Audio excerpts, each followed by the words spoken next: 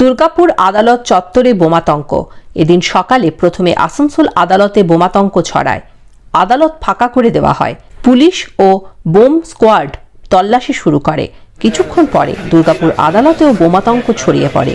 আদালত ফাঁকা করে তল্লাশি শুরু করে বোম স্কোয়াড। দুর্গাপুর বার অ্যাসোসিয়েশনের সম্পাদক কল্লোল ঘোষ জানান, জেলা বিচারকের কাছে বোমা নিয়ে পুরো ফোন এসেছিল।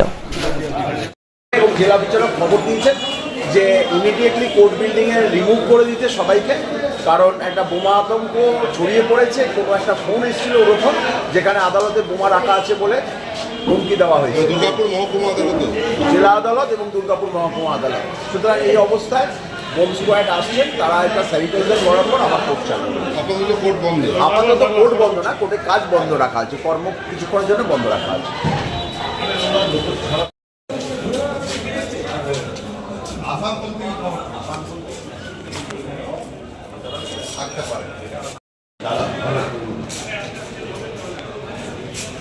এই উপর দিয়ে ক্লু করবেন না নিচে দিয়ে করবেন? গ্যালারি দিয়ে করবে, একদম উপর দিয়ে করবে। এইদিকে আবার এসে বলেছে